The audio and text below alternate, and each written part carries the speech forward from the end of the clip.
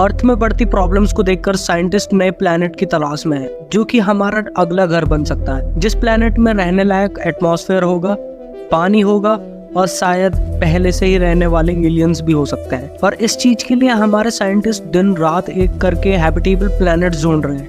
और अच्छी बात तो यह है कि हमें ऐसे प्लैनेट्स मिले भी हैं। तो इस वीडियो में हम इसी बारे में जानेंगे कि आखिर वो कौन से प्लैनेट्स हैं जो कि हमारे फ्यूचर होम बन सकते हैं। वीडियो शुरू होने से पहले चैनल को सब्सक्राइब कर लो अगर आपको इस टाइप का कंटेंट पसंद है तो।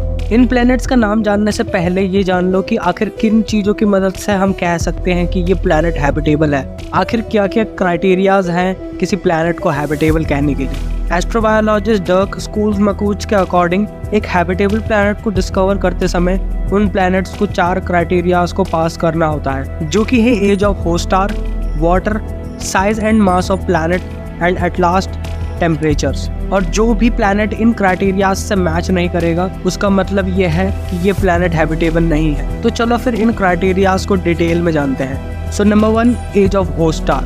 ये क्राइटेरिया काफ़ी मेन है। इसके अकॉर्डिंग हमें किसी प्लैनेट का होस्ट स्टार येलो या फिर ऑरेंज डॉर्फ चाहिए, क्योंकि येलो डॉर्फ स्टार का लाइफ स्पैन 10 बिलियन ईयर्स होता है और उसी की दूसरी तरफ ऑरेंज डॉर्फ स्टार की लाइफ स्पैन इससे भी ज़्यादा होती है। एक ऑरेंज डॉर्फ स्टार का life span 20 to 50 billion years हो सकता है, बट ये स्टार्स येलो डॉर्फ स्टार्स के मुकाबले कूलर, डिमर और लेस मैसिव होते हैं। बट इन होस्ट स्टार्स के होने की वजह से वहाँ के प्लैनेटरी सिस्टम में रहने वाले स्पीसीज को काफ़ी टाइम मिल जाता है इवॉल्व होने के लिए due to their host stars life span. तो चलो अब नंबर 2 की तरफ बढ़ते हैं, जो कि है वाटर। अब जब हमें कोई प्लैनेटरी सिस्टम मिलेगा तो उस प्लैनेट में पानी है या नहीं वो उसके होस्ट स्टार की दूरी पे डिपेंड करेगा कि वो अपने प्लैनेट से कितना दूर है। जितना प्लैनेट उसके होस्ट स्टार से पास होगा उतना ज़्यादा टेम्परेचर ज़्यादा होगा, हेंस वाटर उस प्लैनेट में मौजूद ही नहीं होगा, क्योंकि वो उतनी ही इंटेंस हीट के वजह से वेपराइज हो जाए। और जितनी ज़्यादा दूरी होगी उसकी होस्ट स्टार से तो वो पानी फ्रीज हो जाएगा और वो एक नॉर्मल स्टेट में नहीं होगा। बट अगर वो प्लैनेट अपने होस्ट स्टार से एक परफेक्ट डिस्टेंस में हो तो उसमें पानी नॉर्मल स्टेट में मौजूद हो सकता है, क्योंकि एक परफेक्ट डिस्टेंस में ना ही पानी जमेगा और ना ही वो वेपराइज होगा। यानी कि उस एरिया को हम हैबिटेबल जोन कह सकते हैं, जो कि स्टार के साइज पर डिपेंड करता है। स्टार का जितना बड़ा साइज होगा उसका हैबिटेबल जोन उतना ही दूर होगा और जितना वो छोटा होगा उतना ही उसका हैबिटेबल जोन पास होगा। तो इसलिए अगर हम कोई हैबिटेबल प्लैनेट को ढूंढते हैं तो हम उसको चेक करते हैं कि वो अपने स्टार के हैबिटेबल जोन में है या फिर नहीं। तो चलो बढ़ते हैं अब क्राइटेरिया नंबर 3 पे, जो कि है size and mass of planet. जितना एक प्लैनेट को हैबिटेबल बनाने के लिए पहले के 2 क्राइटेरियाज इंपॉर्टेंट है, उतना ही ये क्राइटेरिया भी इम्पॉर्टेंट है। और साइज के अकॉर्डिंग अगर किसी भी प्लैनेट का साइज और मास ज़्यादा होगा तो वो ज़्यादा टेम्परेचर को होल्ड कर पाएगा, यानी कि जितना थिक एटमॉस्फेयर होगा उतना ज़्यादा वहाँ रहने वालों के लिए और भी ज़्यादा आसानी होगी।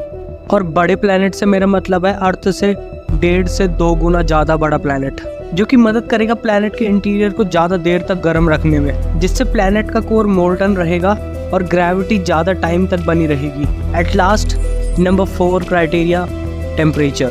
टेम्परेचर भी एक काफ़ी एसेंशियल क्राइटेरिया है एक हैबिटेबल प्लैनेट के लिए, क्योंकि किसी भी ऑर्गेनिज्म के लिए एक सूटेबल टेम्परेचर चाहिए होता है ताकि वो ग्रो और इवॉल्व कर सके। इसीलिए साइंटिस्ट ऐसे प्लैनेट्स को खोजते हैं जिनका सरफेस टेम्परेचर कम से कम 5 डिग्री ज़्यादा या कम हो हमारे प्लैनेट अर्थ से। और इन सभी क्राइटेरियाज को पार करने के बाद हम किसी प्लैनेट को हैबिटेबल कह सकते हैं। और चौंका देने वाली बात तो ये है कि हमें ऐसे 24 प्लैनेट्स मिले हैं और इनमें से 2 प्लैनेट्स तो अर्थ से भी ज़्यादा बेहतर है। इनका सरफेस, टेम्परेचर और एटमॉस्फेयर तीनों ही परफेक्ट है। और इन्हीं दोनों प्लैनेट्स का नाम है KOI 5715.01 एंड KOI 5554.01। और अगर हम पहले प्लैनेट की बात करें तो इस प्लैनेट का सरफेस टेम्परेचर अर्थ के सरफेस टेम्परेचर से सिर्फ 2.4 डिग्रीज ही कम है।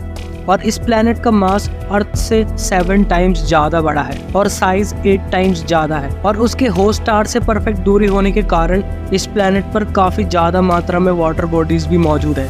और इन्हीं सभी चीज़ों की वजह से इस प्लैनेट का एटमॉस्फेयर भी काफ़ी थिक और स्टेबल है। और अगर हम दूसरे प्लैनेट की बात करें तो इस प्लैनेट का surface temperature perfect 27 degree Celsius है, जो कि लाइफ फॉर्म के लिए काफ़ी ज़्यादा सूटेबल माना जाता है। और इस प्लैनेट पर नाइट्रोजन साइकिल भी चल रहा है, जो कि लाइफ फॉर्म्स के लिए काफ़ी ज़्यादा एसेंशियल चीज़ है। तो आई होप आपको ये वीडियो पसंद आई होगी। अगर आपको ये वीडियो पसंद आई है तो वीडियो को लाइक करना, चैनल पर नहीं हो तो सब्सक्राइब करना। मैं मिलूंगा आपसे अगली वीडियो में। Till then take care and good bye.